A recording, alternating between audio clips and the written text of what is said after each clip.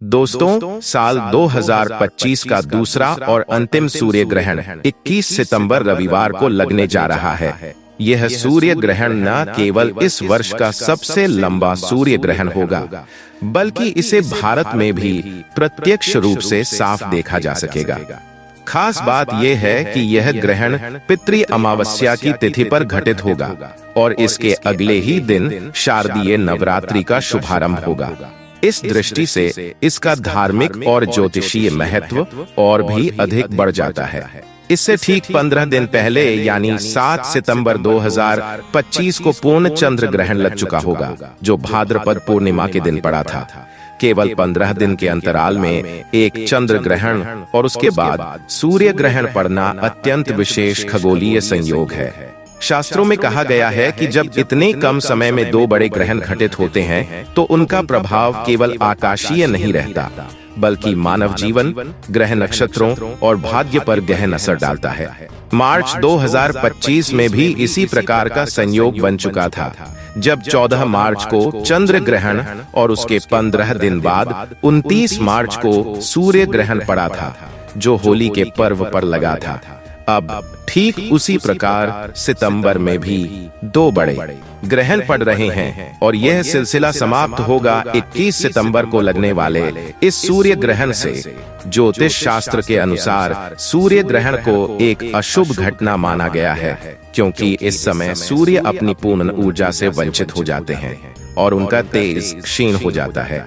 यही कारण है कि इस अवधि को किसी भी प्रकार के शुभ कार्यों के लिए वर्जित माना गया है। ग्रहण केवल अमावस्या के दिन ही लगता है, क्योंकि उसी समय चंद्रमा पृथ्वी और सूर्य के बीच आकर अपनी छाया डालता है। यदि चंद्रमा सूर्य को पूरी तरह ढक ले तो उसे पूर्ण सूर्य ग्रहण कहा जाता है, और यदि वह आंशिक रूप से ढके तो आंशिक सूर्य ग्रहण माना जाता है। 21 सितंबर को लगने वाला यह सूर्य ग्रहण आंशिक होगा और अश्विन मास के कृष्ण पक्ष की अमावस्या तिथि पर पड़ेगा। भारतीय समयानुसार यह ग्रहण रात 10:59 पर आरंभ होगा और लगभग 4 घंटे 24 मिनट तक चलेगा। इसका मध्य बिंदु रात 1:11 पर आएगा और अंत करीब 3:23 पर होगा। इस प्रकार यह रात भर घटित होने वाला लंबा ग्रहण होगा। ग्रहण से संबंधित एक और महत्वपूर्ण तथ्य है इसका सूतक काल। शास्त्रों में चंद्र ग्रहण का सूतक काल 9 घंटे पहले से शुरू होता है, जबकि सूर्य ग्रहण का सूतक काल 12 घंटे पूर्व से प्रभावी हो जाता है। अतः इस ग्रहण के लिए सूतक काल 21 सितंबर की सुबह 11 बजे से ही प्रारंभ हो जाएगा और ग्रहण समाप्ति तक इसका पालन करना आवश्यक होगा। ग्रहण काल में विशेष रूप से गर्भवती महिलाओं को सावधानी बरतने की आवश्यकता होती है। यह माना गया है कि ग्रहण का प्रभाव गर्भ में पल रहे शिशु पर अत्यंत संवेदनशील रूप से पड़ सकता है। इसलिए गर्भवती स्त्रियों को इस समय घर से बाहर नहीं निकलना चाहिए और किसी भी प्रकार से सूर्य की छाया के संपर्क में आने से बचना चाहिए। उन्हें अपने पेट पर गेरू का लेप लगाने की सलाह दी जाती है और इस अवधि में धार्मिक ग्रंथों का पाठ, मंत्र जप और भगवान का स्मरण करना अत्यंत शुभ माना गया है। नुकीली और धारदार वस्तुओं का उपयोग करने से बचना चाहिए तथा इस समय भोजन और जल का सेवन भी वर्जित होता है। सूर्य ग्रहण के समय शास्त्रों ने यह निर्देश दिया है कि किसी भी प्रकार का शुभ कार्य जैसे विवाह, यात्रा का शुभारंभ, गृह प्रवेश, नई वस्तुओं की खरीदारी आदि नहीं करनी चाहिए, क्योंकि यह समय केवल ध्यान, साधना और प्रार्थना के लिए उपयुक्त है। ग्रहण समाप्त होने के बाद स्नान, दान और पितरों के तर्पण को विशेष फलदायी माना जाता है, क्योंकि यह ग्रहण पितृ अमावस्या के दिन पड़ रहा है। इसलिए इस अवसर पर पितरों की शांति और उनके आशीर्वाद हेतु श्रद्धापूर्वक कार्य करने का महत्व और बढ़ जाता है। इस प्रकार 21 सितंबर 2025 का यह आंशिक सूर्य ग्रहण खगोलीय दृष्टि से अत्यंत महत्वपूर्ण और धार्मिक दृष्टि से अत्यधिक प्रभावशाली है। इसका प्रभाव केवल उस दिन तक सीमित नहीं रहेगा, बल्कि जीवन के अनेक पहलुओं पर भी गहराई से देखने को मिलेगा। इसलिए इस ग्रहण के समय सावधान रहना, शास्त्रों में बताए नियमों का पालन करना और ग्रहण समाप्ति के बाद शुद्धिकरण व दान करना ही सबसे उत्तम उपाय है। अगर स्वास्थ्य ठीक न हो तो ग्रहण काल में सबसे अच्छा यही माना गया है कि व्यक्ति सीधे लेट जाए और किसी भी प्रकार का कार्य न करे। इस समय केवल मंत्रों का उच्चारण करना और ईश्वर का स्मरण करना ही श्रेष्ठ माना गया है। ग्रहण के समय पूजा पाठ करना वर्जित होता है, इसलिए मंदिरों के कपाट बंद कर देने चाहिए। विशेषकर गर्भवती महिलाओं को इस समय बड़ी सावधानी रखनी होती है। उन्हें सूर्य को देखने की गलती बिल्कुल भी नहीं करनी चाहिए और किसी भी प्रकार का तनाव अपने ऊपर नहीं लेना चाहिए। गर्भवती स्त्रियों को झुककर कार्य करने से बचना चाहिए और सुई धागे का उपयोग या कढ़ाई बुनाई जैसी गतिविधियों से भी दूर रहना चाहिए। परंपरा में यह भी कहा गया है कि ग्रहण काल में धातु की वस्तुओं का प्रयोग या धारण करना गर्भवती महिला के लिए हानिकारक हो सकता है, इसलिए उनसे बचना चाहिए। ग्रहण समाप्त होने के बाद स्नान करना आवश्यक माना गया है और गर्भवती स्त्रियों को इस दौरान पेट पर गेरू का लेप करना विशेष रूप से लाभकारी बताया गया है। ग्रहण के उपरांत शरीर पर गंगा जल का छिड़काव करना और कपड़े बदल लेना भी शुद्धिकरण के लिए जरूरी माना गया है। ग्रहण काल में महिलाओं को खाने पीने से भी परहेज रखना चाहिए, विशेषकर तड़का या छौंक का प्रयोग नहीं करना चाहिए। इसी प्रकार पति पत्नी को इस अवधि में शारीरिक संबंध बनाने से भी बचना चाहिए, क्योंकि इसे घर की शांति और पारिवारिक सुख सौभाग्य के लिए प्रतिकूल माना गया है। ज्योतिष के अनुसार जिनकी कुंडली में राहु केतु का अधिक प्रभाव है, उन्हें तो और भी ज्यादा सतर्क रहना चाहिए और ग्रहण काल में घर से बाहर नहीं निकलना चाहिए। ग्रहण के समय तेल मालिश से भी परहेज करना चाहिए, क्योंकि इससे त्वचा संबंधी रोगों की संभावना बढ़ सकती है। तुलसी दल का इस समय विशेष महत्व होता है। ग्रहण के दौरान तुलसी के पत्तों को तोड़ना अशुभ माना जाता है, इसलिए इन्हें पहले ही तोड़कर भोजन और पानी में डाल देना चाहिए ताकि वह दूषित न हो। ग्रहण में रखा हुआ भोजन नष्ट कर देना चाहिए और यदि किसी कारण से वह बाहर न फेंक सकें तो उसमें तुलसी दल या कुशा डालकर ही ग्रहण के बाद उसका सेवन करना चाहिए। ग्रहण समाप्त होते ही घर की पूरी सफाई करनी चाहिए। नमक मिले पानी से पोछा लगाना चाहिए और घर भर में गंगाजल का छिड़काव करना चाहिए, क्योंकि इस समय तांत्रिक शक्तियां अधिक सक्रिय हो जाती हैं। ग्रहण काल में यात्रा करने से बचना चाहिए और यदि बहुत आवश्यक न हो तो परिवार का कोई भी सदस्य घर से बाहर न जाए। इस अवधि में बालों में तेल लगाना, भोजन करना, पानी पीना, सोना, बाल बनवाना, बर्तन या कपड़े धोना, ताले खोलना और दंत मंजन करना वर्जित माना गया है। हाँ, यदि कोई रोगी है, बुजुर्ग है, बच्चा है या गर्भवती महिला है और उन्हें खाने पीने की आवश्यकता हो तो सूतक प्रारंभ होने से पहले ही उसकी पूरी तैयारी कर लेनी चाहिए और हर वस्तु में तुलसी दल या कुशा डालना नहीं भूलना चाहिए। यह उपाय अन्न और जल को ग्रहण के दोष से मुक्त करता है और व्यक्ति को सुरक्षित रखता है। इसके अतिरिक्त सूर्य ग्रहण के दौरान किसी भी प्रकार के शुभ कार्य जैसे विवाह, गृह प्रवेश या नई वस्तुओं की खरीदारी नहीं करनी चाहिए।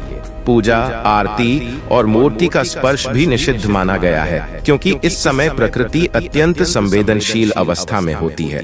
यही कारण है कि ग्रहण के समय पेड़ पौधे, फूल और पत्ते तोड़ना भी वर्जित है। ग्रहण काल में नाखून काटना, बाल काटना, दाढ़ी बनाना, मांसाहार और मदिरा का सेवन करना सब अशुभ माना गया है। ग्रहण की अवधि में यह सब कार्य करने से नकारात्मक प्रभाव और अधिक गहरा पड़ता है, इसलिए शास्त्रों में इनसे बचने की कड़ी सलाह दी गई है। ग्रहण के समय सिगरेट, शराब या किसी भी प्रकार के नशीले पदार्थों का सेवन करने से बचना चाहिए। इस दौरान किसी भी प्रकार का मनोरंजन करना उचित नहीं माना जाता, क्योंकि कई लोग समय बिताने के लिए जुआ, ताश जैसे कार्यों में लिप्त हो जाते हैं, जो कि अत्यंत अनुचित और हानिकारक है। शास्त्रों में यह भी कहा गया है कि ग्रहण के समय किसी दूसरे का दिया हुआ अन्न नहीं खाना चाहिए और न ही उतरे हुए वस्त्र धारण करने चाहिए, क्योंकि ऐसा करने से व्यक्ति पर उसका भार आ जाता है और 12 वर्षों का संचित पुण्य क्षीण हो जाता है।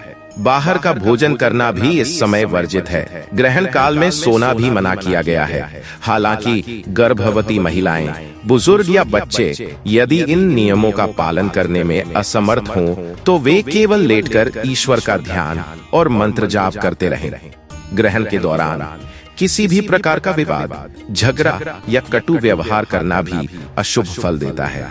इस समय झूठ, कपट और बुरे विचारों से परहेज करना चाहिए और मन को सकारात्मक रखने के लिए भगवान का नाम स्मरण करना चाहिए।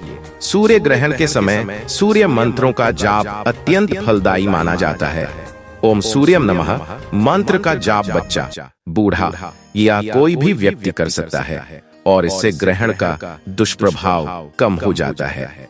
जैसे ही ग्रहण समाप्त होता है, गंगाजल डालकर स्नान करना, पूरे घर में झाड़ू पोछा लगाना और गंगाजल का छिड़काव घर के हर कोने तथा मंदिर में करना शुद्धिकरण के लिए आवश्यक होता है। ग्रहण समाप्ति के पश्चात दान पुण्य का भी विशेष महत्व है। जरूरतमंद, गरीब या ब्राह्मण को अन्न, वस्त्र और धन का दान करने से पुण्य की प्राप्ति होती है और पूर्व जन्मों या वर्तमान जीवन के बुरे कर्म भी नष्ट होने लगते हैं।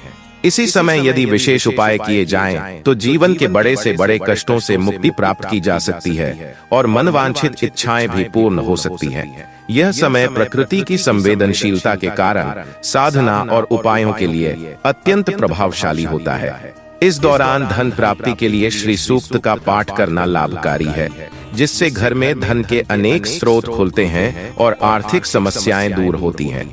ग्रहण समाप्त होने के बाद गौ माता को गुड़ और घी लगी रोटी खिलाना घर में सुख, शांति और समृद्धि का कारण बनता है। नजर दोष से मुक्ति पाने के लिए ग्रहण के पश्चात पीपल वृक्ष के नीचे सरसों के तेल और काले तिल का दीपक जलाना चाहिए। इससे रूप, धन, तरक्की या परिवार पर लगी किसी भी प्रकार की बुरी नजर समाप्त हो जाती है और अनजानी समस्याओं का भी समाधान हो जाता है। यदि किसी की कुंडली में सूर्य नीच दशा में हो या मांगलिक दोष अथवा शनि दोष विद्यमान हो, तो ग्रहण के समय सूर्य मंत्र का जाप करना चाहिए। चांदी के पात्र में दूध भरकर शिवलिंग पर अर्पित करना और उसके पश्चात सूर्य देव को अर्घ्य देना अत्यंत शुभ परिणाम देता है। स्वास्थ्य संबंधी लाभ के लिए ग्रहण समाप्त होने के बाद तुलसी दल और गंगाजल से स्नान करना चाहिए तथा भगवान विष्णु का ध्यान करना चाहिए। यदि कोई व्यक्ति नौकरी या व्यापार में उन्नति चाहता है, सरकारी नौकरी की प्राप्ति की कामना करता है या अपने वर्तमान कार्य में पदोन्नति चाहता है, तो ग्रहण समाप्त होने के बाद तुलसी माता के सामने शुद्ध घी का दीपक जलाकर उसमें अक्षत और रोली अर्पित करना चाहिए। इस उपाय से नौकरी और व्यापार की बाधाएं दूर होती हैं और हर प्रकार की विपत्ति का अंत होता है। ग्रहण का प्रभाव प्रत्येक राशि और व्यक्ति की कुंडली पर भिन्न होता है। यदि कोई जानना चाहता है कि उसकी कुंडली पर इस ग्रहण का क्या असर पड़ेगा, तो वह अपने नाम, जन्मतिथि और राशि को साझा करके अपने अनुरूप उपाय जान सकता है। ग्रहण के समय और उसके पश्चात किए गए ये सभी उपाय व्यक्ति के जीवन को सकारात्मक दिशा में ले जाते हैं और बुरे प्रभावों से रक्षा करते हैं। इसीलिए ग्रहण के अवसर को केवल खगोलीय घटना न मानकर इसे आत्मिक शुद्धि और धार्मिक साधना का समय समझना चाहिए। अंत में सूर्य देव का स्मरण करते हुए ओम सूर्यम नमः का जप करना न केवल ग्रहण के दोषों को समाप्त करता है, बल्कि जीवन में सौभाग्य और प्रकाश का भी संचार करता है।